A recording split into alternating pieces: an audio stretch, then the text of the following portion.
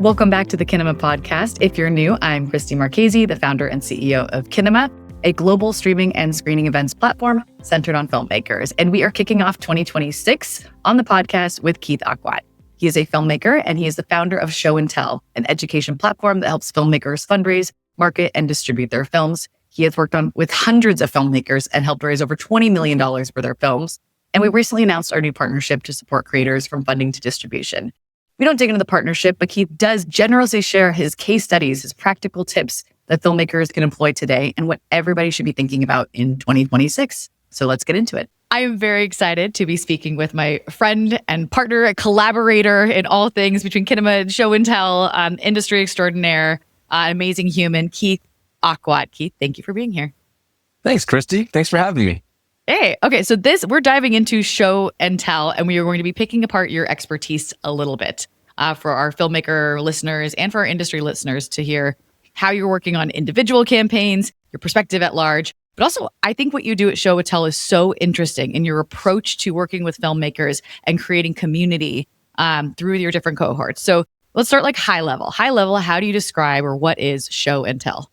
I mean, very simply put, the work I do at Show&Tell is all about helping filmmakers fundraise for and distribute their films. That's it. And my litmus test for deciding what I do and how I do that is simple. It's just like, do I wish I had this when I was a struggling first-time filmmaker in 2006, 2007, just trying to piece it together and like working on the creative side of it and navigating post-production. And at the time, trying to figure out how to use Final Cut. And then at the same time, think about how the hell is it going to make money? How the hell is it going to get people to see what I was working so hard to make? And so I just asked myself, would I have scraped together my pennies back when I was 24 years old and paid this crazy weird guy who says he could help me to raise money with my film and get it into the world? And if the answer is like, yeah, probably I would have, found the money because that would be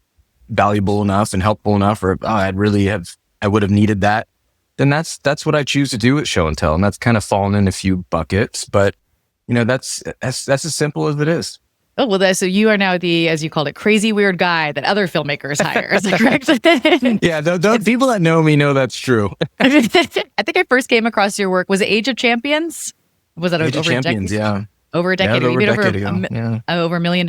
Is that correct? Doing your own distribution? So with Age of Champions, a film about the Senior Olympics, we almost took a shitty deal out of AFI docs where we premiered in DC. And it was like, at the time, it was like a $65,000 all rights deal from a releasing company. And we almost took it because we had no better options and we were afraid. That's what people are hearing today too. Oh my goodness. Well, now it's like getting a $65,000 acquisition fee wouldn't be so bad, but that's pathetic because that's still terrible. And and it was 10 years global. I would have never seen another penny. And instead, we kept our rights. We split our rights. We worked with some distributors. We made some deals. We got on PBS. We got on Netflix. But what helped us get to $1.5 million in revenue and over 3,000 screenings was working with companies, brands, nonprofits, advocacy groups that just really cared about our film's message. And that was AARP, that was healthcare companies, that was going to conferences, that was doing things a little differently. And with that film, we made $1.5 million instead of taking that crappy deal. I remember it. I remember meeting you at the time and then following the case study and we were modeling when I was at Picture Motion, looking like, look at what these guys are doing on the revenue front. It's incredibly impressive. And of course, making impact as it was a powerfully impactful film. I have more questions about that, but first, I want to go back to Show&Tell for a second. Can you dig deeper on exactly the programs that you offer? I know you do these circles with filmmakers. You do some distribution. You'll go deep on certain films, and then you offer communities. So tell me about the different programs that filmmakers should know about. The way I see myself, like when I, look at myself in the mirror through the lens of the work I do day in and day out, I see myself as a teacher. That's kind of like, I've always loved mentorship. I've been so lucky to have great mentors. And, I love teaching. I love imparting what I know in others to make them better at what they do. And I just have always felt like the best teachers were the doers. And especially I find that's true in our field. In independent film, God, it's changed so fast and so much. It's like, slow down. Can we slow down, please? And it's so hard to feel like you know what works now, because we get so much advice, and a lot of that advice is frankly bad or outdated. And I'm always afraid of being outdated. So when I started Show&Tell almost 5 years ago, I was talking a lot about Age of Champions, $1.5 million, 3,000 screenings, AARP, all these creative things. And then it was like a couple of years into Show&Tell, and I'm like, I'm talking about a case study that's just way too old. Like things have changed, and I really need to show that this model, what I loosely refer to as the Show&Tell method, I need to make sure this method works. Frankly, for me, most so I can be confident teaching filmmakers and charging them money to learn from me. Like, I don't want to offer something that doesn't work, because I know how hard we work as filmmakers to make money. And so my work is kind of focused in a few categories. One, I put a lot of free resources out there. We've done over 200 webinars since we launched on different fundraising and distribution topics. Never about filmmaking, never about posts, never about, and it's just fundraising and distribution. That's my world. And this is available at showandtellfilm.com. Anyone can find these resources.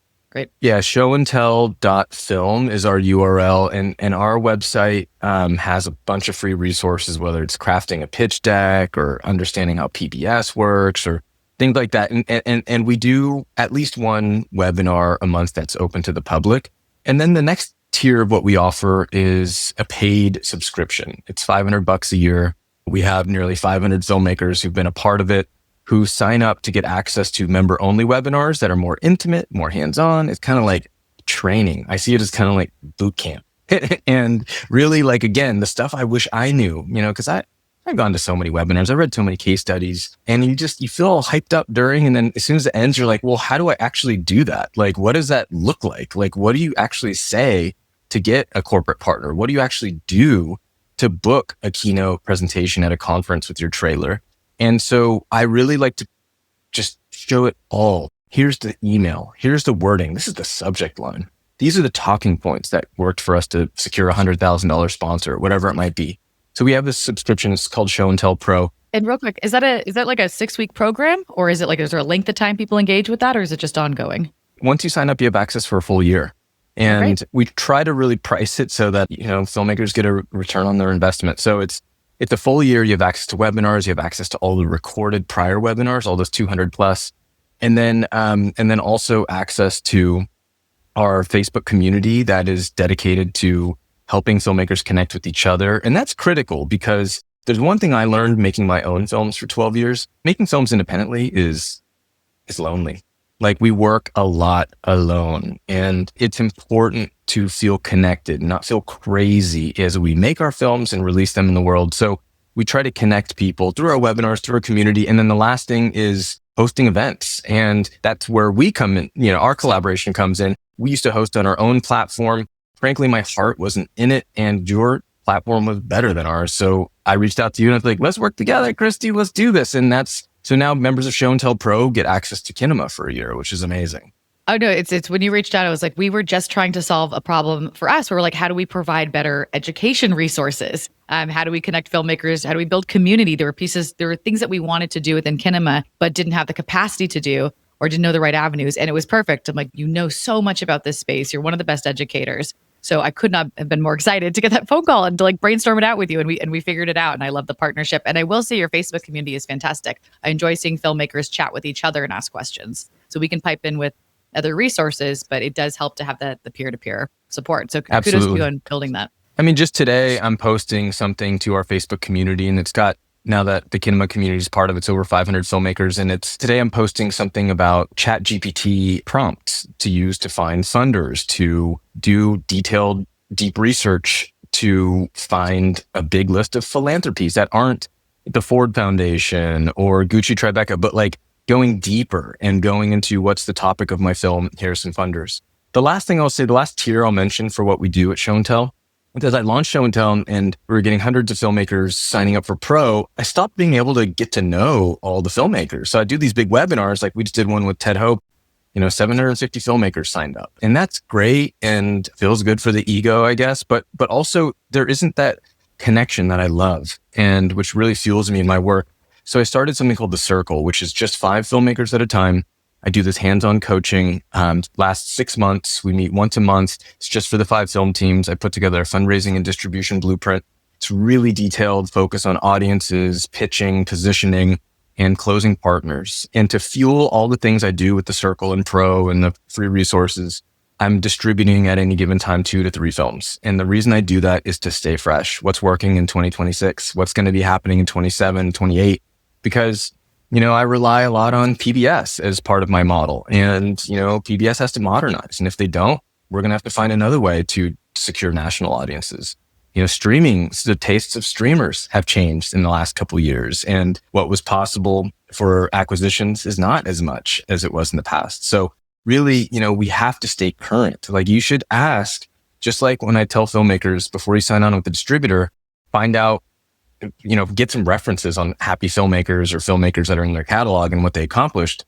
But you should get references on the people you're learning from too. And be like, what are you teaching? How did you do? When's the last time you did that? Like what, like how you mentioned this, but like, can you tell me a little bit more, before you, shovel over thousands of dollars, and there's a lot of people out there that charge that much, you want to know that you're learning from the right person, because not all knowledge is the best knowledge. No, I think it's entirely correct. And to your point earlier about just the environment moving fast, the industry moving fast. Look at 5 years ago, 6 years ago, what the streaming environment looked like. Look what the studios looked like. It's changing so quickly. My favorite trend I heard, I'm very excited about this, is cringe is cool now. Cringe apparently was incredibly, you did not want to be cringe a year ago. Now you want to be cringe. It moved so fast that cringe is cool. Unrelated to film, but I got excited about how quickly that trend reversed, because I like to be cringe. Those little TikTok teenagers, man, they move quick. They move so fast. The information moves quick. And I think we've started doing, when we do case studies, we have to get them out as quickly as possible because they might not be relevant in the next year. And so I think it is good advice when you're working with someone, ask for a case study from within the last year or 2 years. And I think what's great about you doing the distribution piece, and while you're distributing your own 2 to 3 films a year, being able to share that back into the programs and the circles, is we don't have to wait for the case study. And so, because oftentimes there is still that lag. Once the film is fully through its cycle, festival all the way to AVOD, it might be a year and a half, and some things might just have changed. So I want to dig into that a bit more too. So so can you talk about that? Can you speak to any of the films that you've distributed? Are there any case studies that you could share of those films? God, I'm so proud of the films that I've been a part of. And honestly, I need to say this, that I'm in a privileged position. I advise thousands of filmmakers, and many of them want to work with me after getting to know, my teaching.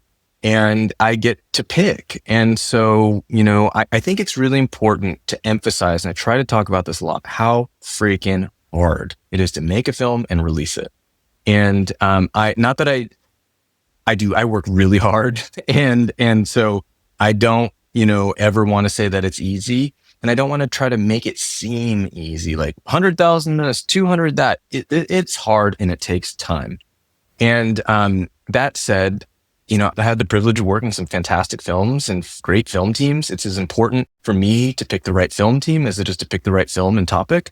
One film, the first film I acquired from within the Show&Tell community, was called My Ascension. It's about teen mental health, about suicide prevention, one of the darkest, heaviest topics you could imagine. I'm a father of a 2-year-old girl and 2.5-year-old daughter. And, this topic matters to me because I don't want her struggling the way so many young people are struggling now. And that film went to no festivals. And when that filmmaker, I got to know him over the course of the Circle over 6 months, and Greg DeSherry was just working his butt off and figuring out who his audience was and making these partnerships with these little health clinics and mental health groups and parents groups and survivor clubs. And I just saw how hard he worked, and I saw the potential for his film. So when he told me at the end of the 6-month Circle, he said, "Keith, I made $250,000. It cost me $75 to make this film. Mission accomplished. I am so happy. We did a lot of impact." He himself was a suicide survivor, and he was just so proud. And I was like, "Wait, you're done? We have a national crisis happening. There's so many things you could do." He's like, "I'm finished. I'm moving on. I want to make another film." And so I said, "Let's come up with a deal."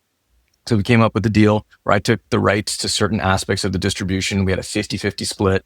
And for about a year, I worked my butt off, and we raised over $1 million in revenue from partnerships with children's hospitals, which were hungry for this content because they're doing so much work to support young people and families, working with addiction treatment centers, working with other mental health philanthropies. I didn't get a grant from any film organization, but we got a ton of grants from mental foundations that were focused on mental health causes. Wow. People who, wealthy individuals who lost a family member to a mental health illness and have decided to create a foundation in their name. So many of those philanthropies supported us to bring the film at little or no cost to schools.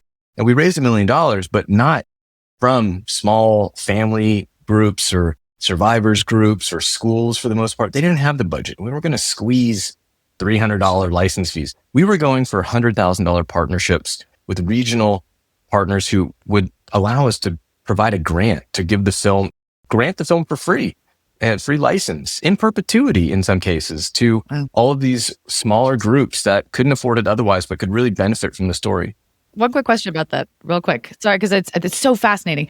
And you said this phrase a couple times. And I know you work really hard, and we say it is hard work and you do work hard. What is that? Like, break that up. What does that actually mean? Is it like, to pull that off? Is it like you're on spreadsheets all day long? Is it relentless phone calls? Like, is it that you get told 1,000 no's? Like, tell me, like, is it more just the hours it takes to do it? Get practical. Okay, so let's break that down. Imagine a pie chart of my time. And my time is limited, y'all. And, I have a baby, and this time is precious. And as much as I love my work, I want to be hanging out with Petra as much as possible. So in my workday, what I would say, if we broke down the slices of the pie, I would say a pretty big chunk of it, you nailed it, is the process of meetings. It's a process of outreach. I rely on direct email, but also software to automate follow-ups. I use a software called Woodpecker, but there's a million out there. And, and finding contacts through software like Rocket Reach or Apollo, doesn't matter. There's tons out there. If you can find someone on LinkedIn, you can find their email. But then I think a very important part of what I do is I'm strategic. I think that's what's made me successful. Well, there's two things I think that have made me successful. One, I'm strategic because anyone can email and phone call and present themselves. Hey, I could do that now. Yeah. And that's crazy. I'm going to try that. But the reality is, like, it's important to get off your spreadsheet. Take your, look, that's my whiteboard. This is my notepad. I like to go on a walk. I take a pen. I leave my phone at home, and maybe it's only 15 minutes. And I think about, who is my film really for? Who is my ascension really for? Who is my target audience? How do I test that assumption or that theory? How do I do what I call the scientific method of audience identification? Come up with a hypothesis and test it. Don't just assume because it makes sense it's your audience. So I think one of the top two things I do that has made me successful is I know I have limited time. I can send only so many emails. I can only have so many meetings. They've got to be with approaching the right people. And that is about understanding your audience. That's the foundation that the house is built on. If your distribution is your house, your fundraising is your house, audience is your foundation. If you don't have that, I don't know if you feel that way about Kinema events and filmmakers. Yeah. Of course. And the testing part, also audiences, a specific audience. We've talked about a lot on the podcast of like, if your film is for everyone, it's for no one. Like, be a little bit more specific and then actually confirm it. Like, participate in those Facebook groups, send screening links, do test screenings, get feedback. Because if you spend your whole time building for one audience, you go out there and that's not the right audience, you got to start from scratch again. So start that testing early. Absolutely. And iterate and pivot. And so I think the second thing that's made me successful besides, basically, and I think becoming a parent has made me prioritize even more and work even smarter, is I have thick skin. You joked earlier about like, is it like, getting told no 1,000 times? Actually, yeah, it is. I remember hosting a webinar on Show&Tell with a filmmaker who's super successful getting partnerships and funding. And he was like, Keith, I'm probably 98% of the time getting told no. And I was like, wow, then that means you're a hell of a lot better than I am, because I'm like 99% no. And, you have to just be willing to learn from the no's. And I always tell myself when someone says no, it's not the right person, not the right time, or not the right positioning. If I'm convinced they're a good fit, I'm going to try maybe someone else in that space, or try in another way, or try at a different time, because budgets have to align with big partnerships. But at the same time, I'm ready to pivot. If I'm getting a lot of no's, I'm like, maybe I'm barking up the wrong tree. No, that's incredible. I interrupted you. We were going to mention 2 other films. Do you want to dig into those? Yeah, the 2 I'm learning a ton about right now. I mean, I am learning I'm tired of learning. Sometimes I'm like, I'm getting what I asked for. I'm like, I want to distribute films to learn. I'm like, I'm tired of learning. I'm learning so many lessons. So right now I'm releasing with my small team. I've got 3 people on my team at Show&Tell. We're releasing 2 films. One called Invisible Nation, which is about China, Taiwan, specifically Taiwan's past, present, and precarious future. And then I'm working on another film called Multiple Choice about career technical education, career-based learning, and kind of reimagining what high school sets young graduates up for, college, work, a combination. And so something that tickles me about both films is they're in part about policy, geopolitics, domestic policy, education policy.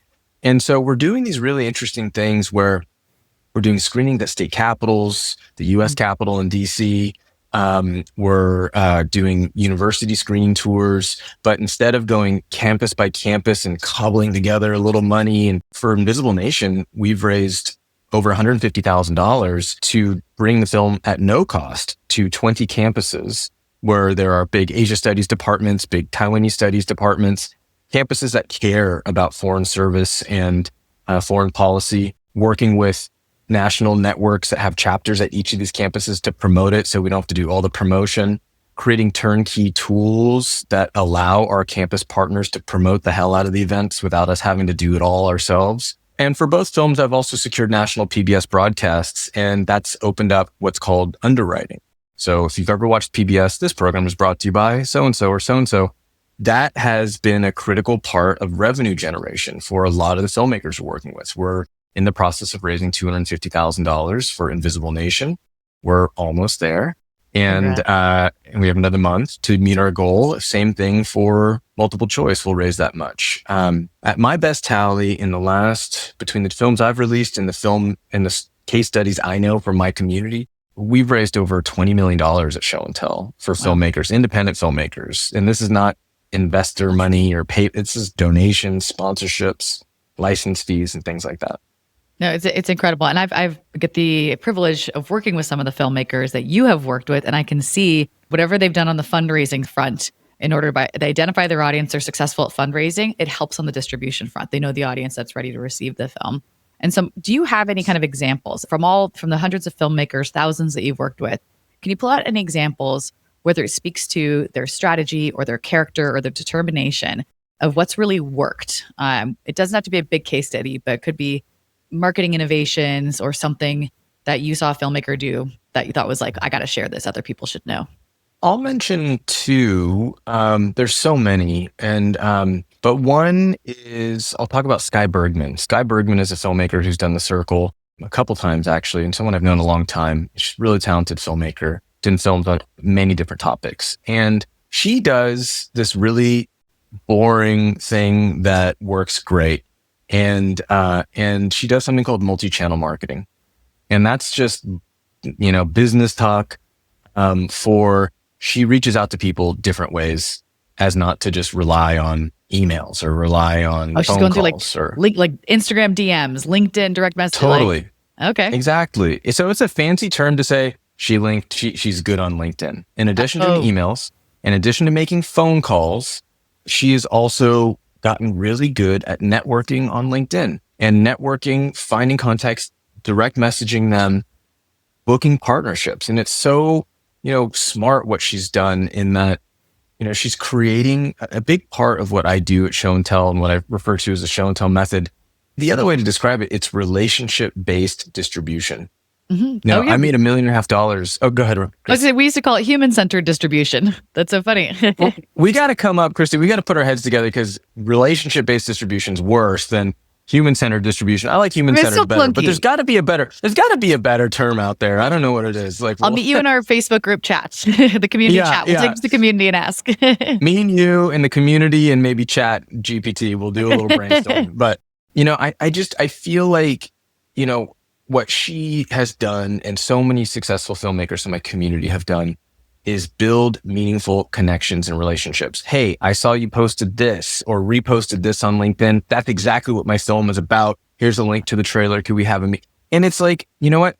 For one of those direct messages, one of those is going to be more effective than 100 cold emails where you're just like, hello, my name is Sky Bergman. I'm a filmmaker who would like to tell you more about sponsoring my film. That doesn't work, especially in the proliferation of AI-powered outreach and marketing tools. God, we get so many texts and emails. It's spammed.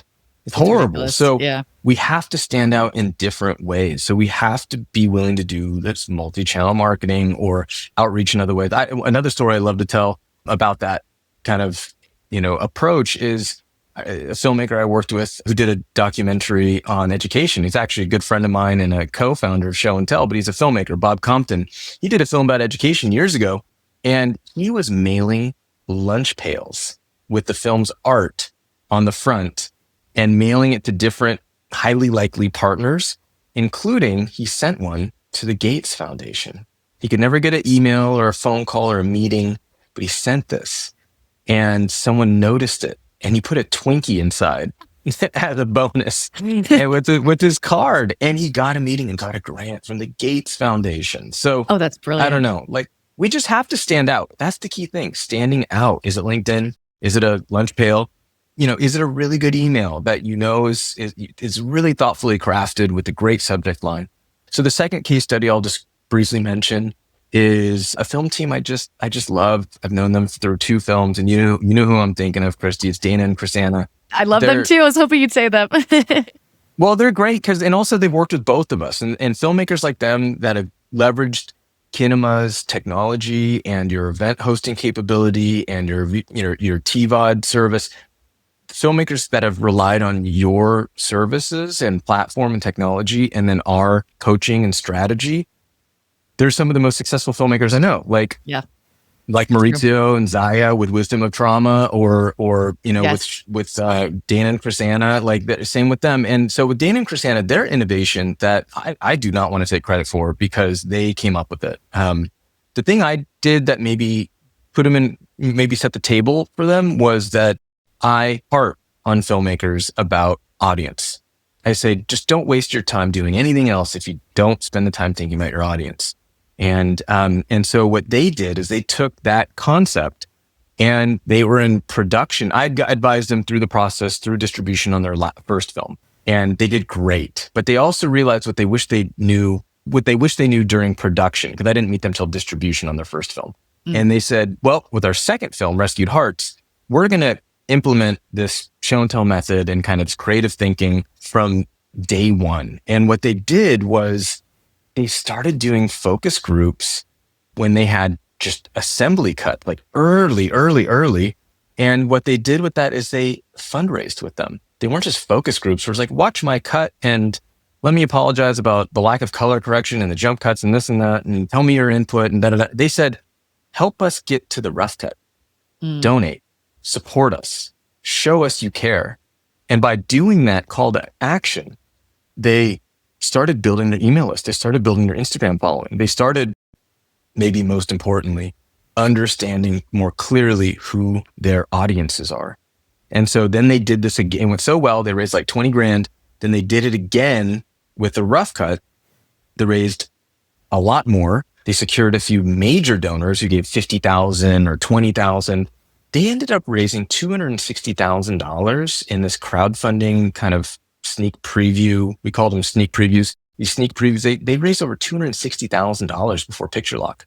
And then when they got to premiere, they've been flying ever since. They're up to almost 500,000 in revenue, and they're on the festival circuit still. I mean, I knew about that film back in March and not from the film community, because one of my good friends, Leah, is very deep in like the horse community. And she was telling me about it. She's like, I saw this film. It's like in process. You should check it out. I'm like, oh, interesting. And so I'm like, they're not just in finding their audience, they're engaging them. And that audience is becoming the amplifiers for them and then telling other people. So I found out about it from a fan which was so cool to hear that they did. Same here. I live in Ojai, where there's a lot of horses around. I was like, my daughter loves horses, and we were talking to someone who's riding by and started chatting, and they knew about Rescued Hearts too. And I was like, what? And they were still at Rough Cut. So what they did was so smart, because we filmmakers, we can get really scared, frankly, about showing content that we don't think is perfect or close to perfect, or putting our best foot forward. It's vulnerable to show something. And Dana and Christina talk about how nervous they were to share something. But sometimes that vulnerability, just like in relationships and friendships, being vulnerable, you're rewarded with maybe a deeper friendship. That deeper connection can grow with your audience too, if you're vulnerable. And that's the thing. You mentioned your friend Leah. She seemed excited to be in the know about this upcoming film, about this topic that she cares about. Let your audience be in the know. Let them know that this is coming. This is a sneak preview just for you, just for your community. So join us in making it. And what Dana and Christina have done it's really empowered them to, hit the ground running, raise a bunch of money, have a big following already. But really, it's also allowed them to have more creativity and more creative control of the making of the film, because their first film, they had an investor, they had partners, they're struggling to put it all together. Now they're self-funded and they do whatever the hell they want. And they're thinking about what's next already. Yep. Well, speaking of what's next, you've given a lot of great tips and advice, like for free. Thank you. You are very generous with your information. But looking to the future, looking to 2026, with what's happening on the higher level, with the big mergers and the, potential less buyers, we've seen a big shift more towards what used to be called self-distribution to direct audience distribution. What Dana and Christina have done by taking back that control over their film. What should we be thinking about looking at this year, 2026, 2027? What should we be cognizant of as a filmmaker looking to release a film in this environment? What other advice would you pass on? I think this is a very interesting time, because I see echoes of the past so clearly. I get to finally say this year in 2026, I get to say I've been doing this 20 years. I made my first film. I started my first film in 2006. And so 20 years, this moment actually reminds me a little bit of 20 years ago when I started my career in very strange ways. Obviously, we live in a very different world, a troubling world in so many ways. And my heart hurts for all the things that I hear about, learn, and feel every day in this. And, there's a lot happening. It's just almost too much. What I would say, though, is that there's also things about today that remind me of 2006. And specifically, I want to remind everyone that Netflix did not start streaming until 2007. So in 2006, when I started my career in film, there was no streamer and no perception that there was this big buyer for independent films, independent documentaries. Studios didn't want us. They did not. And they weren't acquiring films. Weinstein was still the king of Sundance. And I think, I know. And so how things have changed, and, in that case for the better. But I think that time, what I remember is viscerally knowing when I started my career that I had no future making documentaries if I didn't take more control of my distribution and my fundraising. And I didn't want to. Like, that sucks. I was like, I just want to make films. I loved, at the time, my first two films were in China and Mongolia. And it's like, I just want to travel the world and make great documentaries. I don't want to be dealing with spreadsheets and multi-channel marketing. Ugh, gross. But I learned that it was so rewarding to connect my film with the right people. It was so rewarding in my motivation for why I was doing this kind of irrational thing of making films. And it was, and seeing how it was being used on university campus, seeing how it was being shared with, with people that cared about the topics of my film. But then also, when the light bulb went off, was figuring out that connecting with the right people meant connecting with people who valued my film. And there's possibilities to generate revenue with it as well. And that realization led me to the success with Age of Champions, making $1.5 million. And I think the future in 2026 and 2027, actually, there's some clues about what we need to be doing in the past. So I think the hybrid of the past is the future. And luckily, there's new tools and opportunities. I'm not a big AI person, but I use the hell out of ChatGPT to help me find funders, partners, proofread language. I use it super basic and probably all you all need.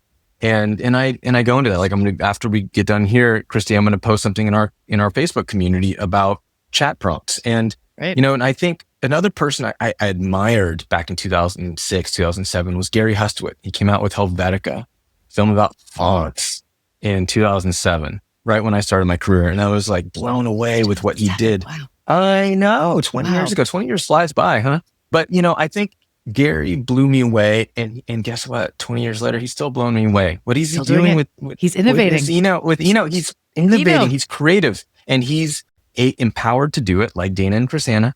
Yep. Because he has a monster committed audience of design and art. He built that over time too. Built it over time, over 20 years, and built it methodically without the help of, Weinstein or the studios or Netflix or the streamers. So in a way, I think what happened was Netflix started streaming in 2007. They expanded their streaming in 2010. So that's kind of when it really got big. And then I think we entered a sugar high, a distraction that took us off course, where we all were chasing these fever dreams of like, make a big deal, make it rich as a filmmaker. And a couple people did, but not many. And now what? That dream is over. It was a distraction, and that's over. And now it's back to the reality of, if you want to make something, you've got to know who it's for and how to connect with them. I think that's a perfect way to end this conversation. Keith, people can find you at show&tell.film. Is that correct? That's it. Great. Thank you so much for your time, everyone. Please check out all of the free resources. Join the circle. If you are a member of Kinema and a member of the Show and Tell, then you can join our very cool Facebook group. I'm actually very much enjoying the conversations there. So thank you for having us as a part of that, Keith. Christie, I'm loving working with you, and you have a great podcast and you do great work in this community. And thank you for all that you do. Oh, likewise. All right. Thank you. And thank you to our listeners. And that's our episode. Thank you to our special guest, our producer and editor, Ron Pissarro, and you, the filmmakers, creators, marketers, and distributors that are dedicated to connecting audiences with great films.